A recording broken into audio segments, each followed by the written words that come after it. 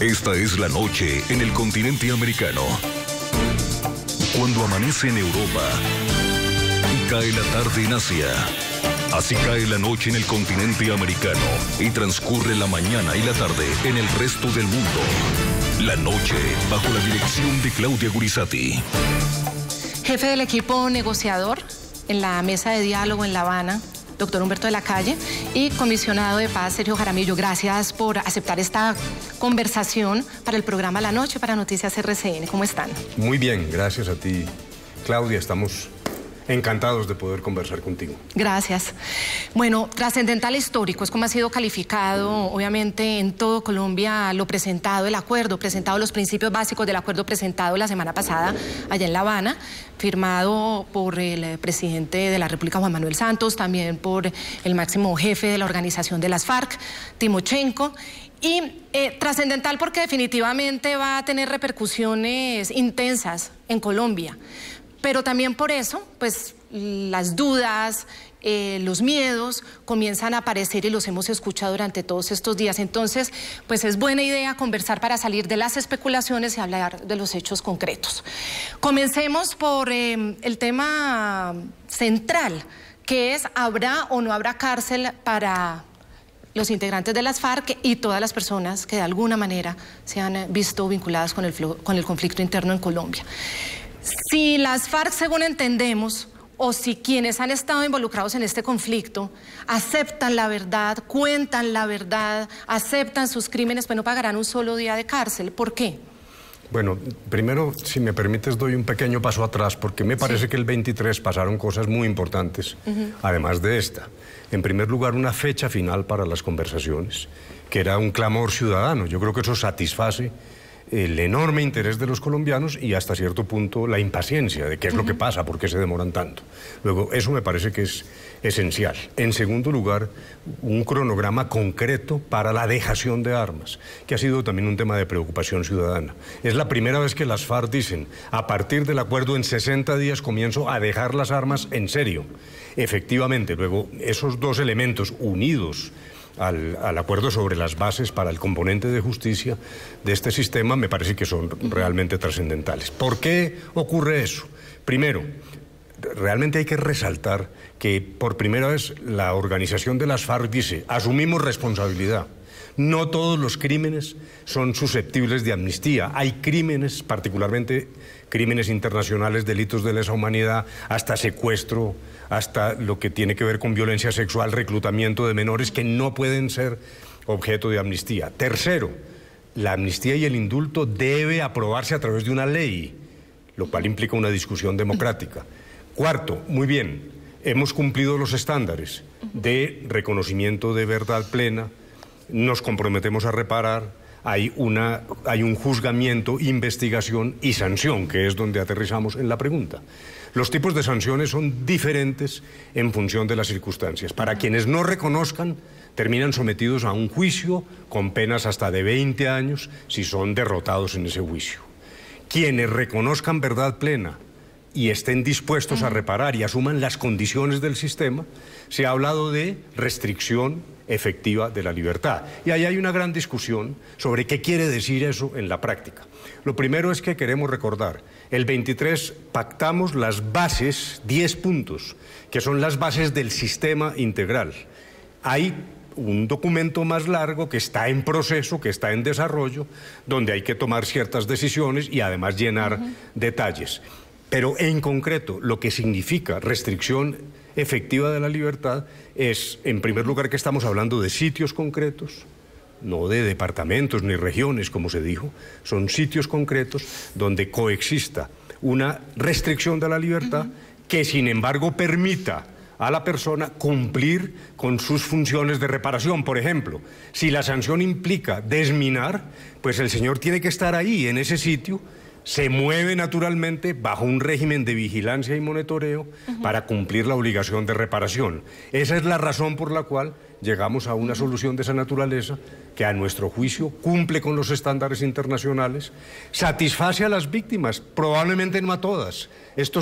Alguien dijo, la justicia transicional es imperfecta para una situación imperfecta, pero creemos que es una solución tremendamente equilibrada e inédita en la historia del conflicto en Colombia. ¿Hubiera sido posible, se los pregunto, llegar a ese punto que deseaban los colombianos, que es que ya estas negociaciones pues tuvieran una fecha, un punto final, lo que acaba de aclarar doctor Humberto de la Calle? Comisionado, ¿hubiera sido posible si les hubiera tocado pagar cárcel, así confesaran sus crímenes? ¿Hubieran aceptado las FARC o definitivamente, como lo plantearon desde un comienzo, ellos no aceptaban la cárcel y al ya ver que tiene la posibilidad, en caso de que obviamente cuenten toda la verdad, de no estar pues tras los barrotes, aceptaron ya poner la fecha y aceptaron avanzar en la dejación de armas una vez se firme 60 días, ese plazo? Pero es que fíjese lo que acaba de explicar Humberto de la Calle, porque esta pregunta tan corriente, cárcel o no cárcel, es una simplificación. Lo que se acordó es un sistema de sanciones que van desde 20 años de cárcel normal para quien no reconozca su responsabilidad, no contribuya a la verdad, y si es vencido en un juicio se va para una cárcel normal. Entonces, para el señor hay cárcel. Luego, siguiente caso, un señor que no quiere reconocer al comienzo y muy tardíamente en el proceso dice, ay no, sí, yo sí. Entonces, bueno, puede ser, pero usted reconoció tarde, entonces su pena es o sanción de 5 a 8 años de prisión. Así está escrito en el comunicado. O sea, eso es como para tener de alguna manera, digamos, un trato especial para quien, si en la mitad del camino se arrepiente de no haber contado la verdad, lo haga. Correcto. Porque lo que uno se pregunta es por qué ya no lo mandan de una vez a la justicia ordinaria. Porque está creándole incentivos para esto. Y luego tiene el tercer caso, que es el más discutido, y es el que quien desde el comienzo dice, yo sí voy a jugar, me voy por este carril, me voy por el carril del reconocimiento y estoy dispuesto a unas cosas. Entonces, en ese caso, ¿qué pasa y cuál es la sanción? Nosotros decimos, la sanción tiene dos componentes. Un componente de restricción efectiva de la libertad. ¿Eso qué quiere decir? Que tiene que estar en un lugar, no en un municipio, no en todo el país dando vueltas como le parece, en un sitio, en un lugar. El presidente ha dicho que él se imagina que son unas condiciones o instalaciones austeras, en todo caso con un régimen de vigilancia y control que tiene que autorizar cualquiera de esas actividades que desarrolle. Pero, y aquí viene el punto, si estamos en una transición, si estamos en el fin del conflicto, la pena o sanción debe contribuir a los fines de esa transición, que son cuáles: satisfacer ante todo los derechos de las víctimas y contribuir a la construcción de la paz. Para nosotros esas han sido las dos cosas. Y eso, por esa razón, no tiene que dejar salir para que haga esas cosas. Vaya, señor, desmine las minas que usted mismo puso, contribuya a resolver el tema de los cultivos y desde el lugar donde usted estará vigiladito, controladito. A nosotros nos parece que eso, en términos de impunidad y satisfacción de los derechos de las víctimas, es mucho más que lo que se lograría simplemente diciéndole váyase a una cárcel ordinaria. Pero las FARC hubieran aceptado si el tema de la cárcel estuviera presente, incluso con la disposición de las FARC de contar la verdad. O sea, ¿ellos hubieran aceptado eso? Si me permites, pero es que yo creo que el cuento es un poco más largo y me parece que es un poco más refinado. Recordemos. No, se lo pregunto, doctor Humberto de la Calle, porque desde un comienzo esa fue una condición que pusieron las FARC. Eso es lo que voy a decir. Recordemos lo siguiente. Lo primero que dijeron las FARC es: cero cárcel, somos rebeldes, la rebelión justifica todo, la paz, derecho, síntesis, etcétera. Esa es la primera posición. Después hay como un escalón y dicen, bueno, pero no somos los únicos responsables. Si un sistema se aplica a todos, nosotros consideraríamos ver algún tipo de sanción que no corresponda a la cárcel en el sentido de barrotes y pijama a rayas. De esa última posición, no barrotes, no pijama a rayas, ellos no se han bajado nunca. O sea, realmente eso no ha ocurrido. Lo que se logró es esta solución que nosotros creemos que es equilibrada, y me parece que esto hay que mirarlo un poco desde una mayor altura. A ver, la situación para Colombia ahora es como una especie de balanza. Tenemos esta solución que mira a las víctimas. Probablemente muchas víctimas van a decir no es suficiente. También víctimas de militares van a decir no es suficiente, o de financiadores, frente a la opción muy ya real y posible de dar por terminado un conflicto, o al contrario, no aceptar esto y continuar durante no sé cuántos años en una confrontación que es muy aguda y muy dolorosa para los colombianos.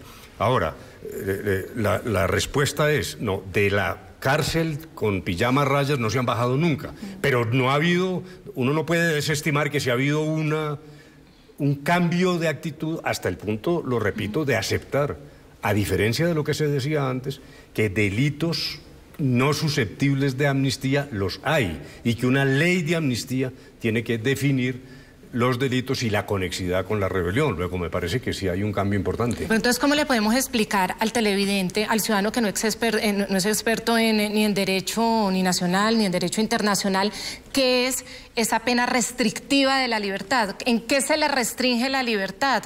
Porque ustedes han sido aquí muy enfáticos en decir que, claro, que es controlado, que es vigilado, pero ya estamos viendo al negociador de las FARC, Iván Márquez, diciendo que no, que es sin arraigo y sin vigilancia. Entonces, al fin, bueno, ¿qué? Pues eso sí me parece realmente muy interesante, porque permítame este papelito y yo voy a leerle declaraciones del señor Enrique Santiago, que es el abogado de las FARC, hoy. Así. Y verá usted cómo está diciendo exactamente lo que nosotros estamos diciendo ahora. Dice lo siguiente, que no tengan que ir a un establecimiento penitenciario, pero evidentemente van a tener una restricción de la libertad vinculada al cumplimiento de las sanciones. Es decir, tendrán que estar durante todo el tiempo que tengan que cumplir la sanción restaurativa, donde el tribunal diga que se tiene que cumplir esa sanción. Y luego, más adelante, dice lo siguiente, pero obviamente claro que tiene restricción de libertades. La primera, si la sanción dura 5 años o 6, pues esa persona tendrá que estar en el lugar donde se hace esa actividad de reparación y no podrá estar en otro sitio, Entonces, en resumen, ¿qué es lo que pasa?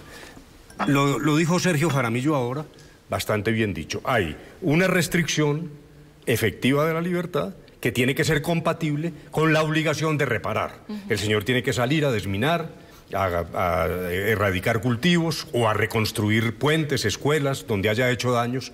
Uno de sus deberes es reparar, restaurar la situación de las víctimas.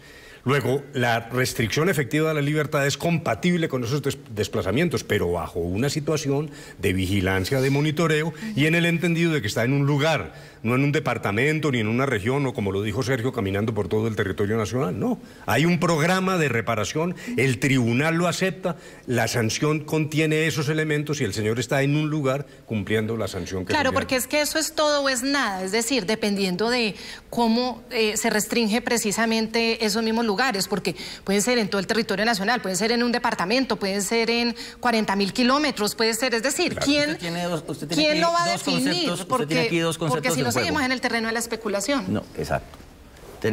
Tiene dos ideas en juego. Una, la del lugar. Claro. Entonces, en este momento, a esta altura, no hay ninguna duda, es lo que acaba de leer Humberto, que es un lugar específico, es un sitio, el presidente dijo unas instalaciones. No es un área, no es una zona. No es el territorio nacional. Estamos pues. hablando de los que cometieron crímenes graves, ¿no es Claro, cierto? Porque claro. el sistema tiene que concentrar en lo más grave y representativo, no todos los demás, porque también puede haber otro tipo de sanciones menores para personas No, que hay puedan... amnistía para los que no se Amnistía vieron para esas cosas, involucrados. y puede haber gente que esté involucrada en crímenes graves, pero no sean los más responsables y usted le dé otro tipo de sanciones. Eso también es posible y está contemplado. Solamente tiene que ir a la Comisión de la Verdad y desminar, por decir eso, no tiene que ser más.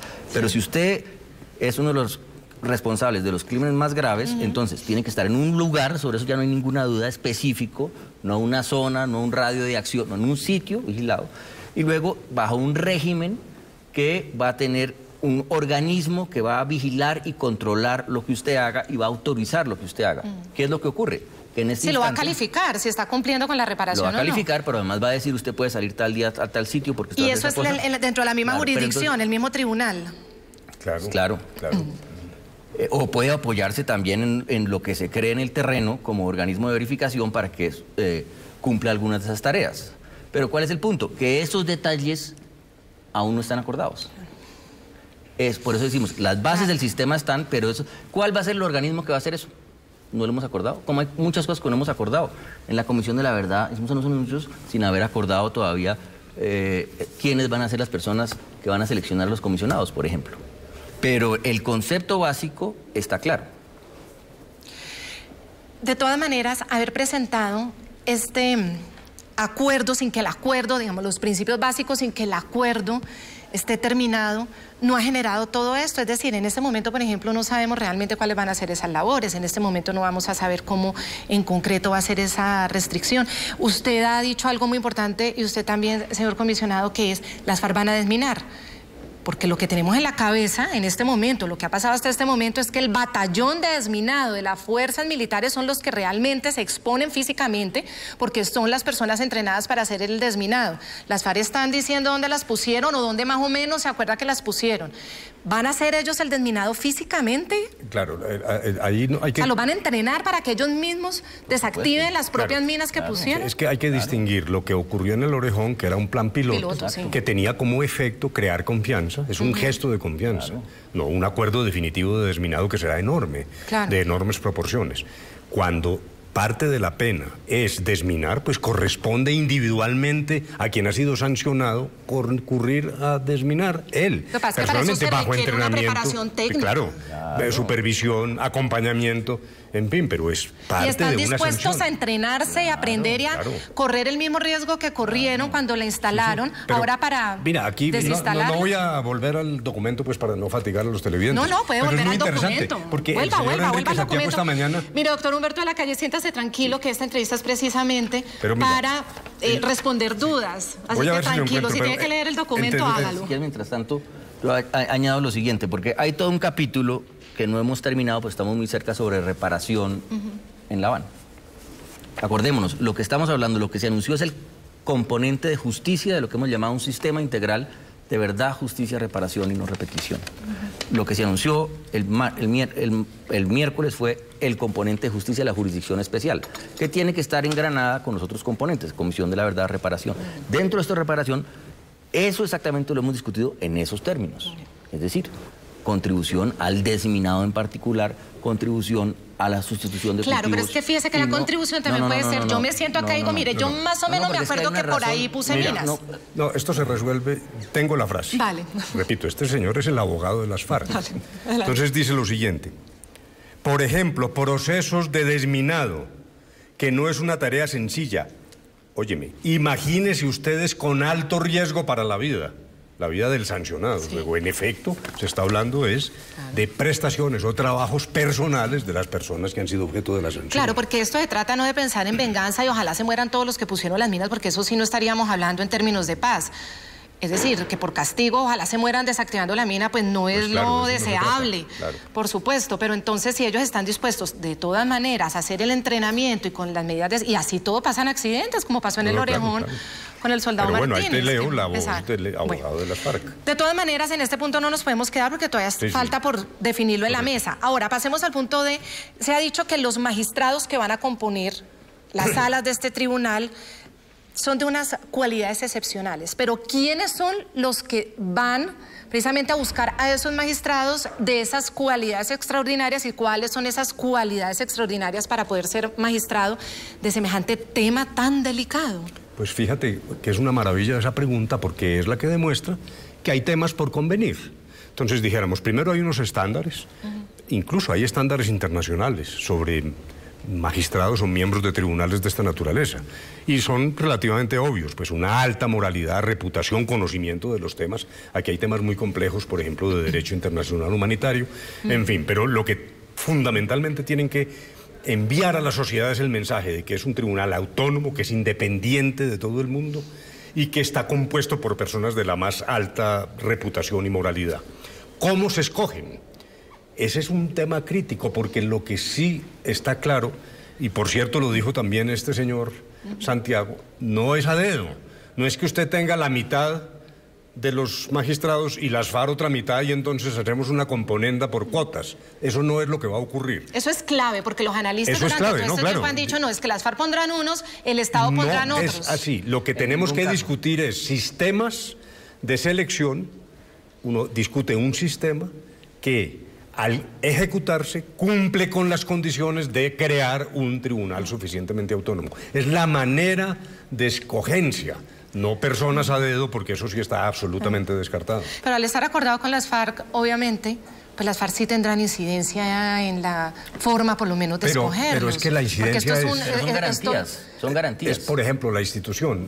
Pongamos un ejemplo más concreto, pues, para que nos entendamos, para que eso no quede tan en el aire. Por ejemplo, la Iglesia Católica es un referente que le brinda garantías a todo el mundo. Lo que hay que discutir es el sistema de escogencia de los escogedores, si se me permite. Porque ¿quiénes son los que van a escoger? Eso también es clave. Caso, la garantía que estamos dando hoy, y es clara y es compartida, como lo dijo esta mañana el señor Santiago, es que no se trata de magistrados a dedo, por cuotas. Usted coge 5, el otro coge 5, el ELN le reservamos 3. No, eso no va a ocurrir. Es un sistema que, incluso valiéndose del prestigio y el carácter insospechable de terceros, que pueden ser instituciones nacionales e internacionales, uno produzca un resultado confiable.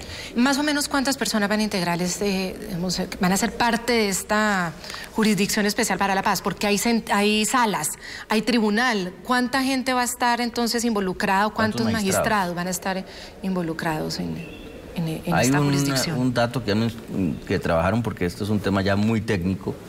Teníamos la fortuna de que los juristas que estaban ahí del lado del gobierno eran exmagistrados, expresidentes de la Corte Constitucional, que tienen...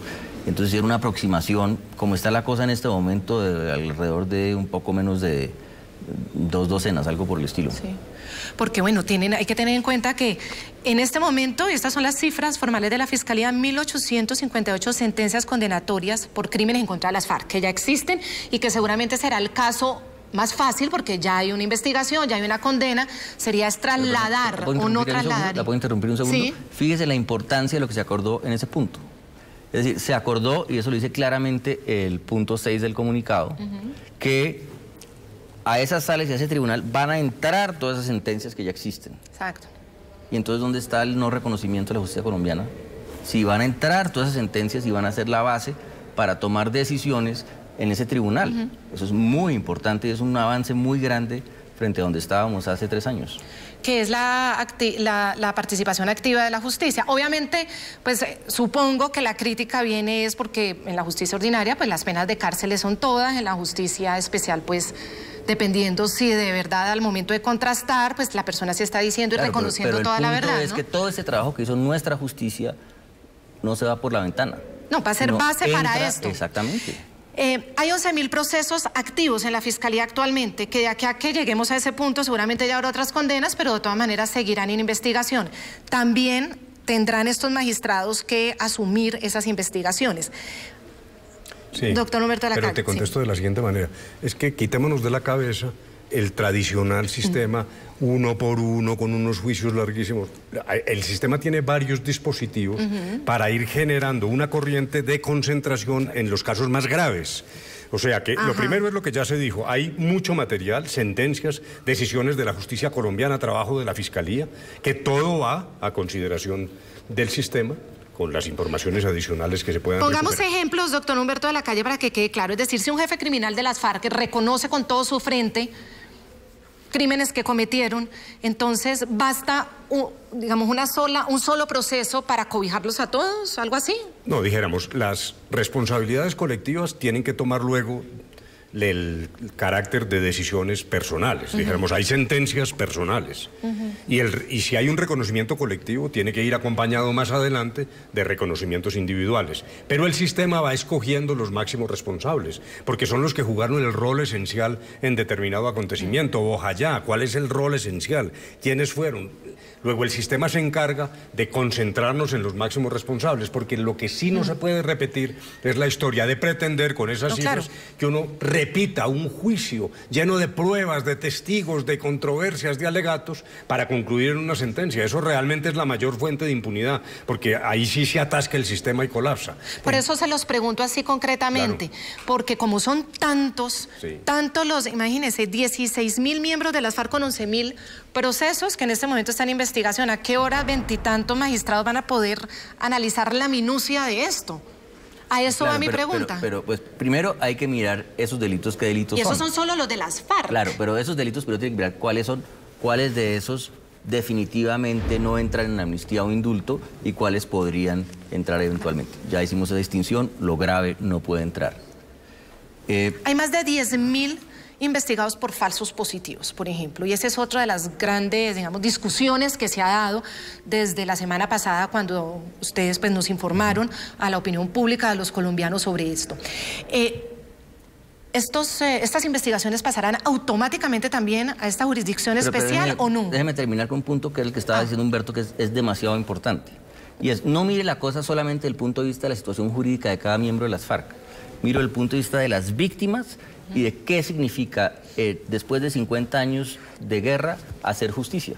Usted tiene, si usted quiere hacer justicia y satisfacer al máximo derechos de las víctimas a la justicia, se tiene que concentrar en lo más grave y representativo. Y usted va a encontrar esa frase en todas partes. Tiene que, en particular, concentrarse en lo más grave y representativo. Mirar los casos más serios. Por ejemplo. Por ejemplo, cojamos el Bojayá es un ejemplo, pero es un ejemplo aislado. Más graves son las cosas que son sistemáticas. Entonces usted tiene como los paramilitares hicieron de manera sistemática, cometieron masacres en los Montes de María. Las FARC de manera sistemática emprendieron una campaña de secuestro contra civiles con una gran intensidad al final de los años 90 y comienzos del 2000. Entonces usted mira eso y usted sobre esos hechos muy graves trata de hacer la mejor investigación posible con todos estos elementos, tener reconocimientos. Doctor Jaramillo, fueron tantos secuestros, fueron tantas poblaciones tomadas y arrasadas.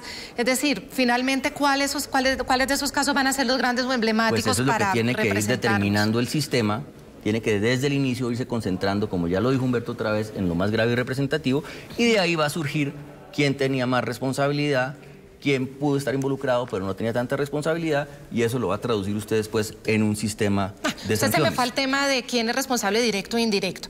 Pero entonces, antes de pasar, sí me gustaría saber qué pasa, por ejemplo, con los militares que también están involucrados, y hablo de los falsos positivos porque es el caso pues, más dramático y el que pues, tenemos más cerca también en la memoria y que ha generado pues, un dolor muy profundo también en la sociedad colombiana de saber que quienes legítimamente están defendiendo al Estado terminaron cometiendo este tipo de crímenes que son atroces. Entonces, ¿será automático o no será automática las sentencias o las imputaciones o los procesos que están en la justicia ordinaria, también que involucran a los militares, pasarán a esta jurisdicción? Es que depende, ¿o no? porque las vías que ya hemos descrito ahora se aplican también para agentes del Estado. Puede que los procedimientos en concreto tengan diferencias, pero dijéramos, los casos de... Primero hay que saber qué son falsos positivos, porque bajo el lema o la expresión falsos positivos hay demasiados acontecimientos muy diversos. Hay unos francamente totalmente por fuera del conflicto. Hay casos realmente escabrosos que las propias fuerzas militares han dicho no tienen ninguna justificación. Un señor que por ganarse una plata mata a un campesino, pues ese es un caso completamente aislado y distinto, y habría que examinar en esas circunstancias. El tribunal dirá, este no me corresponde y que siga la justicia ordinaria. Habrá otros que pueden estar ligados al desenvolvimiento del conflicto, y la primera decisión es del propio incriminado. El incriminado puede decir, yo soy absolutamente inocente, a mí me están investigando, yo no tengo por qué reconocer nada, yo me quedo aquí y voy a proclamar mi inocencia y a defenderla de aquí en adelante. Y ahora pero si se va a defender, ¿se defenderá dentro de la justicia ordinaria o dentro de la jurisdicción especial? No entro al sistema, el que dice, yo no entro al sistema. Ah, o sea, es propio de cada uno de los voluntariamente yo investigados. digo, hombre, si pasó algo, yo voy a cumplir las condicionalidades, voy a contar la verdad, voy a asumir la reparación, todas estas tareas igual, una serie de condiciones impuestas que le permiten una solución entonces menos drástica que la justicia ordinaria.